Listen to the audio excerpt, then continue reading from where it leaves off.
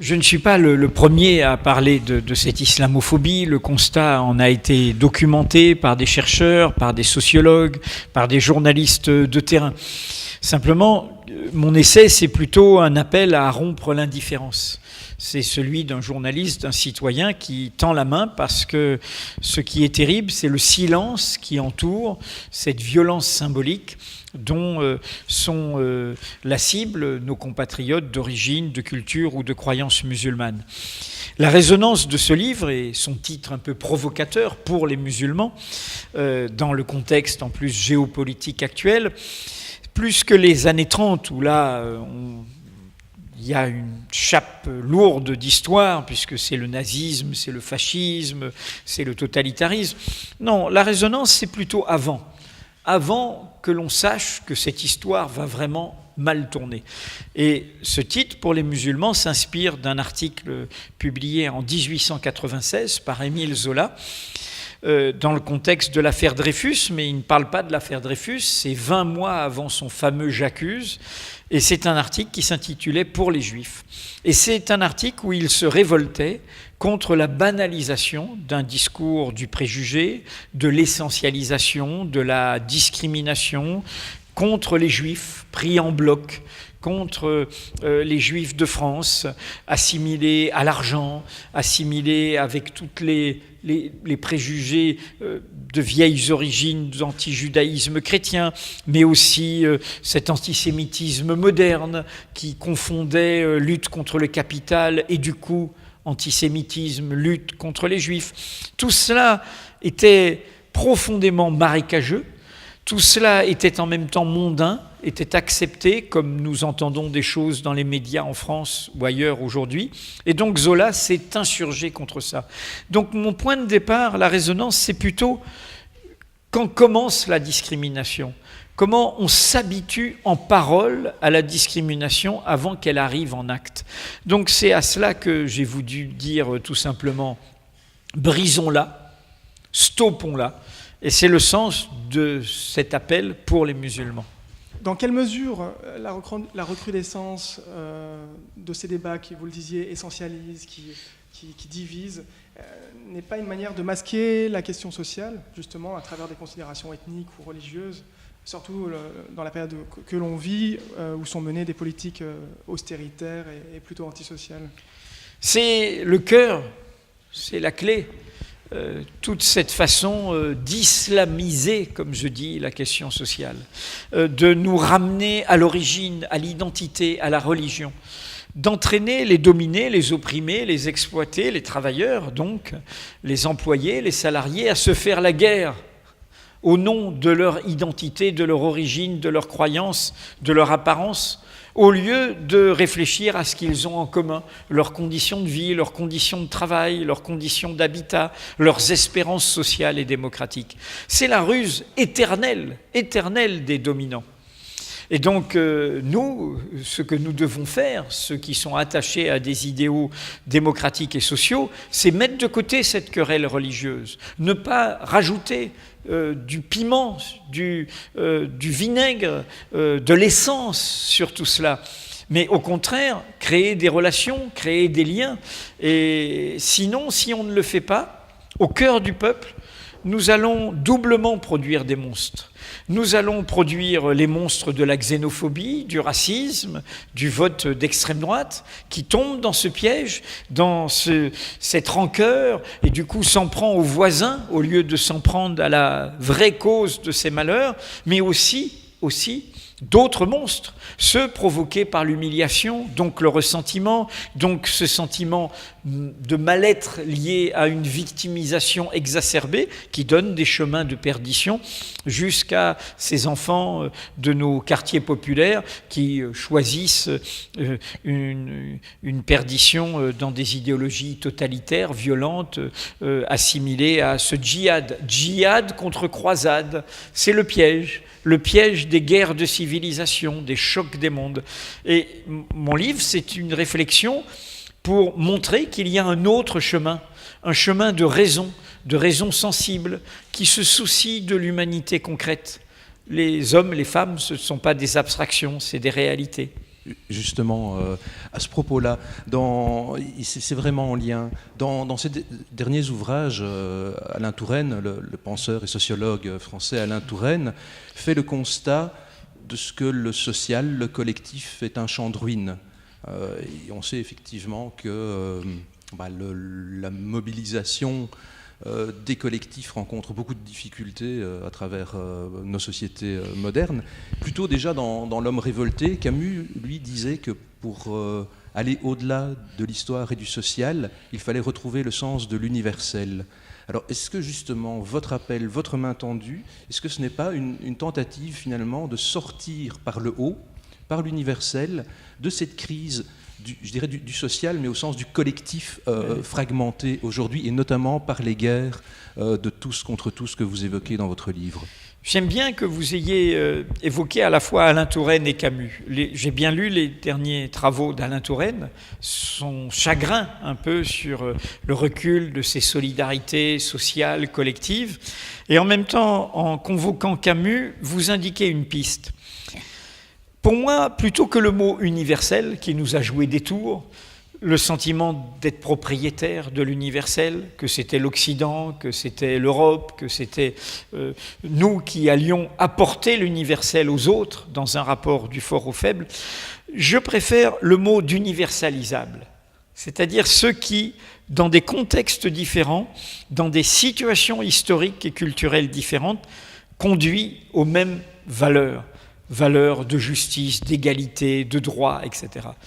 Et quel est le fil conducteur? Et c'est là où Camus est une bonne indication. Camus, dans son côté libertaire, et parfois ça a été mal compris dans le moment de son œuvre, mais on le trouve dans L'homme révolté, on le trouve dans beaucoup d'œuvres, qu'est-ce qu'il souligne, Camus? Il souligne que nous sommes des sociétés d'individus, et que notre modernité, c'est de faire groupe à partir du fait d'être des individus. Et c'est ça que la gauche, dans son histoire, dans sa tradition et dans certaines de ses impasses, a du mal à comprendre. Nous sommes des individus et c'est en ayant notre liberté d'individu que nous arriverons à trouver un chemin collectif. Nous échappons à la communauté, nous échappons au groupe. Si on respecte l'individu dans toutes ses spécificités, dans toutes ses particularités, qu'elles soient culturelles, qu'elles soient religieuses, qu'elles soient sexuelles, qu'elles soient de diverses.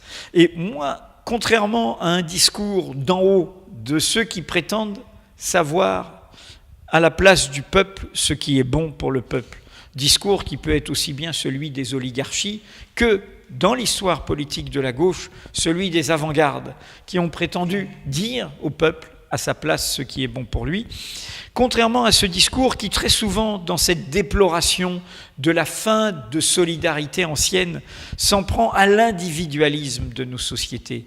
Je pense qu'il y a un chemin à retrouver qui est la libération des initiatives, des énergies individuelles où chacun vient avec ce qu'il est pour inventer un chemin commun. C'est cette dialectique de l'un et du multiple. Elle est au cœur des problèmes de notre société. Comment penser le pluriel tout en pensant l'un, mais pas le grand un uniformisateur d'en haut. Rappelez-vous, le traité, ce texte qui est quand même le texte de référence pour nous tous, pour tous les esprits de progrès du chemin de liberté, d'émancipation, qui est le traité de la servitude volontaire de la Boétie, écrit dans un moment qui est celui des guerres de religion, justement, ce texte qui va provoquer les essais de Montaigne, où Montaigne va être le premier à écrire à la première personne ses essais et à penser comme un spécimen de l'humaine condition et à penser que tout être, tout individu porte l'humaine condition, eh bien ce texte,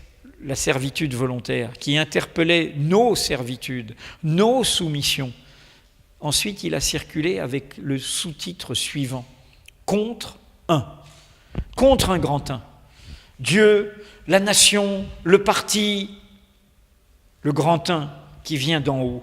Eh bien non, il faut retrouver cette vitalité qui vient d'en bas.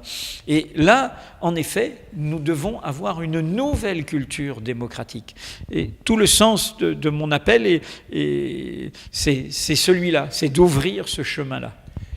Je dirais, y compris, ça fait débat, y compris à gauche, parce que l'on sait évidemment que les appels à l'universalisable, disons, qui se situe sur un terrain, même pour en dénier la légitimité, mais sur un terrain identitaire sans qu'il soit crispé, c'est souvent délégitimé par une gauche qui dit que c'est un masque précisément de la lutte des classes, que ça empêche de voir justement les conflits d'intérêts. Autrement dit, la question que j'ai envie de vous poser, personnellement, tout en adhérant à ce point de vue et à cette idée de Touraine aussi, de l'affirmation du sujet, celui qui a le droit d'avoir des droits, pour peu qu'il soit d'accord que les autres aient les mêmes droits. C'est un peu cette question-là. On sait aussi que dans une gauche parfois plus radicale, cette question de l'identitaire est mal vécue. Elle est accusée de servir de paravent finalement au vrai débat qui est l'affrontement des intérêts. Or, dans ce que vous proposez, finalement, l'affrontement ou la lutte des intérêts, la lutte des classes, comme le dit Ken Loach aussi encore aujourd'hui, semble passer au second plan. Non, je pense bien sûr qu'il y a des classes sociales, qu'il y a des intérêts, et je pense même que c'est la ruse des dominants, de l'oligarchie, d'essayer de nous mettre en guerre au nom de l'identité. C'est une façon, en clair, d'effacer le peuple, de tuer le social, de nous renvoyer uniquement à un repli sur notre origine, etc. Je pense, pour vraiment répondre à votre question, vous savez, Karl Marx, dans un de ses textes de jeunesse, disait « Toute révolution a sa question de banquet ». La question de banquet, la question qui fait que, alors à l'époque c'était les banquets républicains, et la question c'était faire surgir le suffrage universel, qui, comme vous le savez, a mis du temps à être vraiment universel. Je rappelle souvent qu'en France, par exemple, les femmes qui n'ont eu le droit de vote qu'après la Deuxième Guerre mondiale l'ont eu 25 ans après les femmes turques. Je dis ça juste pour nous déplacer parfois, pour nous décaler. Donc, la question de banquet, c'est-à-dire la question qui va faire levier. Donc c'est bien Karl Marx dont je parle, l'auteur du Capital, et l'homme qui savait bien qu'il y avait une bataille sur la répartition de la valeur, sur la répartition de la plus-value, de la richesse, et qu'il y avait des groupes sociaux majoritaires qu'une société d'inégalité reléguait et privait de leur légitimité. Derrière cette piste de Marx, il y a une indication pour nous aujourd'hui. Dans le moment de trouble que nous traversons, où nous sortons d'un siècle de grands chagrins politiques pour la gauche, de grandes espérances trahies, déçues, vaincues, diverses, quelle est la question qui va faire levier et qui va entraîner la question sociale ? C'est ça la vraie question. Parce qu'on peut avoir raison tout seul dans son coin et piétiner et ne pas entraîner le peuple. Donc on ira de défaite en défaite, mais on n'aura rien fait avancer. Donc ma question, c'est comment on fait avancer les choses ? Pour moi, je pense aujourd'hui que dans les temps de révolution objective que nous vivons, de révolution industrielle, dont le numérique est le moteur, comme avant l'électricité et avant la machine à vapeur, dans ces moments-là, une révolution industrielle qui bouleverse à ce point nos sociétés, le monde entier, nos relations géopolitiques, notre rapport à l'espace et au temps, les délocalisations, des destructions de richesses, des créations d'autres richesses et ainsi de suite. Dans ce moment-là, la question démocratique est une question profondément jeune. Et c'est une question qui n'est pas du passé comme quelque chose de superficiel ou une superstructure, c'est une question qui est devant nous. Et ici, en Belgique, David Van Reybrouck, je trouve dans son livre, dont le titre est trompeur, Contre les élections, l'a profondément remis en vitalité. Et donc, cette question démocratique, pourquoi je dis qu'elle inclut la question sociale ? C'est quoi l'idéal de la démocratie ? C'est pas élire ses représentants. Ça, c'est une forme. Et on sait qu'aujourd'hui, combien elle est pauvre. Parce que du coup, on se fait déposséder pendant 4 ans, pendant 5 ans. On a voté et après, on retourne en servitude. L'idéal de la démocratie, comme horizon, et qui sera toujours imparfait, et ce sera toujours une bataille. C'est le n'importe qui. Sans privilège, de naissance, d'origine, de fortune, de conditions, d'éducation, j'ai le droit de m'en mêler. J'ai le droit de protester, j'ai le droit de m'exprimer, j'ai le droit de voter, j'ai le droit au scandale d'être candidat, et j'ai même le droit de gouverner, sans privilège de naissance, de fortune, de diplôme. C'est profondément révolutionnaire. Et c'est devant nous. Il y a combien 0,5 ou 1% d'ouvriers dans le monde des élus en France. Et c'est combien les ouvriers? C'est 25% des salariés. Et en général, quand les hommes y étant majoritaires, quand on est hétérosexuel, ils sont avec l'autre 25%, c'est les employés où les femmes sont majoritaires. Ça fait 50%, c'est le groupe social majoritaire. Donc je pense qu'aujourd'hui, réenchanter un horizon démocratique, qui n'est pas seulement l'élection, qui est aussi la délibération, la participation, les pouvoirs, les contre-pouvoirs, l'accès à l'information, et du coup, le fait d'accepter notre pluralité, de demander à chacun qu'est-ce qu'on fait ensemble, et pas qu'est-ce que tu es, et pas qu'est-ce que tu crois, et qui renvoie à cette question du n'importe qui. Le n'importe qui, c'est aussi la jeune femme qui a un foulard, et elle n'est pas exclue de la cité. Elle est là et elle est avec son n'importe qui. Après, on discute. Qu'est-ce qu'elle pense des droits des femmes? Qu'est-ce qu'elle pense de la grève qu'on fait dans l'entreprise, de la revendication sociale? Et il n'y a aucune raison qu'elle ne rejoigne pas ce chemin. Donc, je crois au contraire que dire tout ce que nous disons là, loin d'oublier la question sociale, c'est au contraire une façon de la réhabiliter. Mais de la réhabiliter comme une cause qui porte l'universalisable, justement, les intérêts de toute la société. Les prolétaires n'ont que leur chaîne à perdre, et disait Marx, dans l'idéalisation probablement du prolétariat qui allait libérer toute l'humanité. Mais c'est cette idée, tout simplement, qu'il faut relibérer les énergies de la société. Et c'est autour de ça que nous devons les libérer, en reconnaissant. Et la question dont nous sommes partis des musulmans, à quoi elle renvoie? Puisque moi je ne parle pas de qu'est-ce qu'être musulman, ni de l'islam dans le monde. Je parle de nos peuples, de la diversité de nos peuples. De quoi? De nos classes populaires. Car les musulmans dont je parle, pour l'essentiel, ils sont dans les entreprises, ils construisent des automobiles, ils construisent des immeubles, des routes. Ils travaillent dans les campagnes, donc ce sont des classes populaires, même si leurs enfants, ensuite, c'est l'ascenseur social et parfois les parois de verre sur lesquelles ils butent. Donc, il y a au cœur de cela, et je le crois dans 1000 registres, y compris, on pourrait en parler en termes de géopolitique mondiale. La question démocratique, c'est que la justice ne peut pas être à géométrie variable, qu'on ne peut pas aller prétendre défendre les droits en s'imposant par la guerre dans d'autres pays que les nôtres et ne pas défendre les droits d'autres ailleurs, par exemple les Palestiniens. Tout cela est lié, tout cela est interdépendant.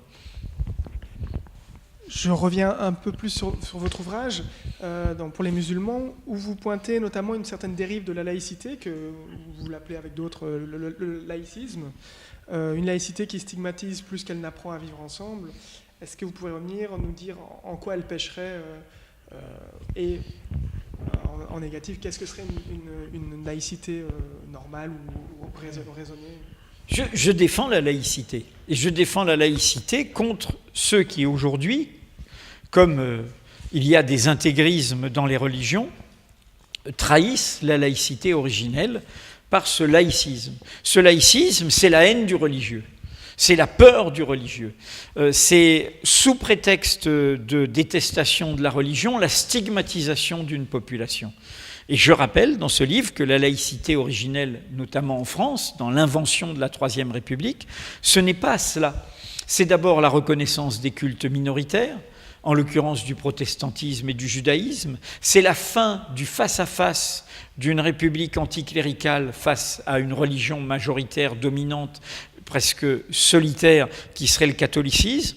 C'est la fin d'une querelle qui faisait piétiner, qui corrompait les enjeux démocratiques et sociaux, et c'est l'ouverture d'un chemin de laïcisation.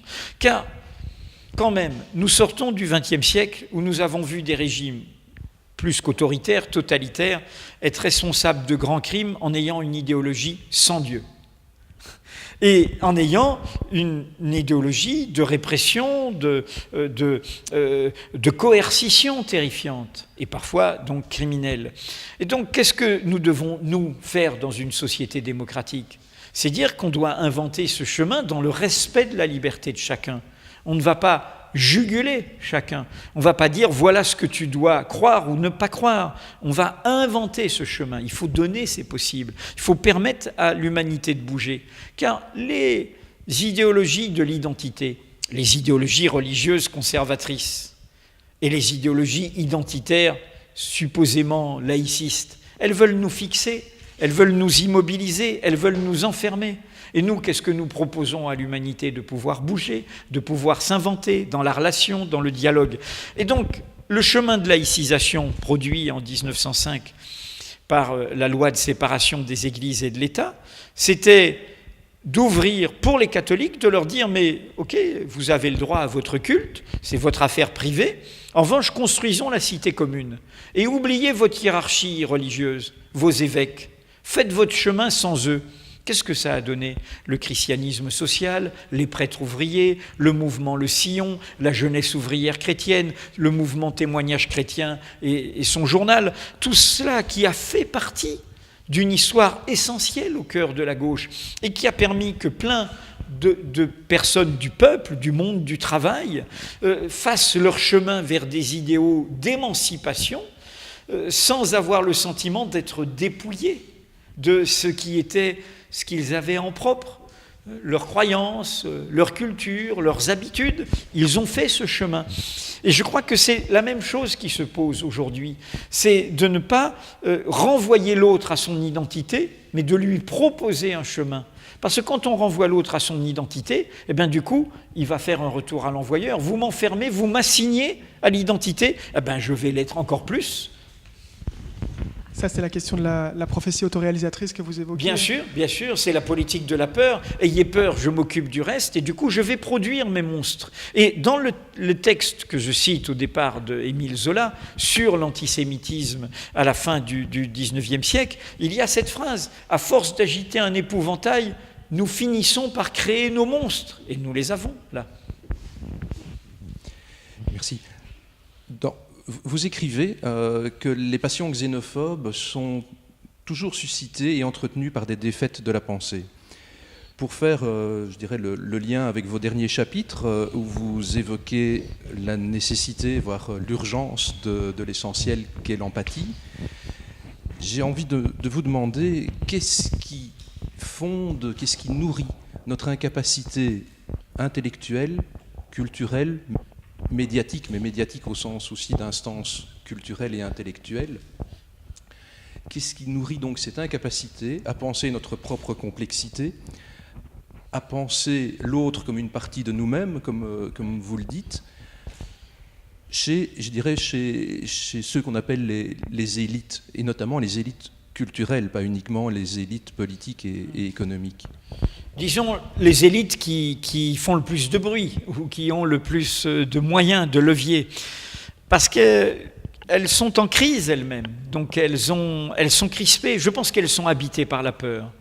Et c'est pour ça qu'elles nous foutent tous le bourdon et qu'elles n'arrêtent pas de nous diffuser la peur, l'angoisse, l'inquiétude, etc.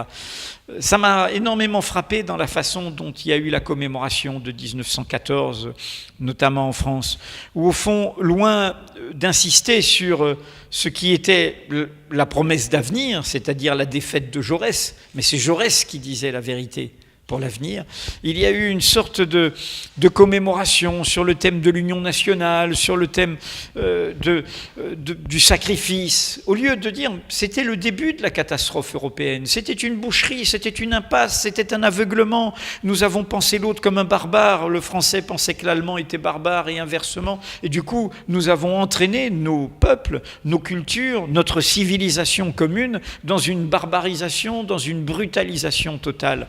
Donc j'aurais aimé que ce centenaire soit au contraire l'occasion d'une résonance très forte pour dire jamais ça, plus jamais ça, au lieu d'essayer de parler des résonances avec d'autres dangers, d'autres menaces, le mot guerre, le mot union nationale. Et donc voilà, je crois que moi, je ne suis pas pessimiste. D'abord parce qu'il faut avoir l'optimisme de la volonté, tout en l'associant au pessimisme de l'intelligence. Gramsci. Par ailleurs, Gramsci. Et par ailleurs aussi parce que, comme le dit Edgar Morin en citant Hölderlin, là où croit le péril, croit aussi ce qui sauve. Donc nous sommes dans ce moment-là que je ne crois pas être du tout un moment où nous sommes démunis. Nous l'avons, cet imaginaire. Nous venons de citer Edgar Morin, mais on pourrait en citer bien d'autres. Je pense à tous nos outre-mer qui existent dans notre histoire culturelle. Je les cite ici en parlant d'Édouard Glissant, d'Aimé Césaire, de Frantz Fanon pour la France, pour le monde francophone, mais il y en a plein d'autres. Et donc je crois que dans ce moment-là, c'est ce qui semble minoritaire est beaucoup plus en résonance avec la réalité du peuple qu'on ne le pense. Je dis souvent en rigolant, en ne sachant pas si c'est un proverbe chinois ou ouzbek, que le poisson pourrit par la tête. Le problème, il est en haut. En revanche, la vitalité de la société, et je ne pense pas, par exemple, que la France soit un pays raciste, ce n'est pas vrai. Je pense en revanche qu'il y a une xénophobie qui est diffusée d'en haut, comme une arme de pouvoir, comme une arme de division. Et donc, je crois qu'il y a des potentialités immenses. Je parle d'un lieu qui s'appelle Mediapart, qui n'a même pas 7 ans. On ne comprend rien au succès de Mediapart si on ne pense pas à cette vitalité. On n'est pas meilleur que les autres. Simplement, on a épousé cette révolution technologique, le numérique, industriel. On a défendu le meilleur de la tradition, nos mêmes valeurs. Ce n'est pas le support qui les fait, l'enjeu démocratique de l'information. Et on a rencontré un public socialement, géographiquement, humainement, beaucoup plus divers que ne l'est celui de la presse traditionnelle. Et moi qui en viens, je le sais, je le vois, je le sens. J'ai le sentiment, dans cette apparence de virtualité, d'être dans une réalité beaucoup plus concrète, d'humanité concrète. Et d'où peut-être le fait que me vient l'envie de faire de tels livres, d'occuper cette place, parce que je me sens au rendez-vous de tout cela. Merci Edoui Plenel pour vraiment la profonde humanité de votre main tendue, et je dirais aussi pour le courage politique d'être dans la marge, d'être parmi ces minorités aujourd'hui qui essayent de tenir le texte droit à partir de la marge, comme vous le dites. C'est une phrase d'Édouard Glissant, que je cite souvent, le tout-monde, l'identité-relation, et c'est lui qui m'apprenait ça. Je l'appelais, il faisait 2 mètres, donc je l'appelais double maître, et il m'appelait « il dit oui ». Et dit oui, c'était notre complicité comme ça. Et je dis ça parce que Glissant, par rapport à ça, j'ai dit à sa mort, j'ai dit son siècle est devant lui. Parce que je pense que ce poète, qui est aussi philosophe, dans sa philosophie de la relation, sa poésie de la relation, nous projeter l'imaginaire dont nous avons besoin. Et je crois que notre problème aujourd'hui n'est pas tant le problème d'un programme politique immédiat. Le problème est celui d'un imaginaire politique. Et la crise de la politique, c'est aujourd'hui son absence d'imaginaire. À nous de le faire surgir, comme notre question de banquet, en projetant, en promouvant tout cela. Merci donc de l'avoir mis ou remis en mouvement, cet imaginaire. Espérons.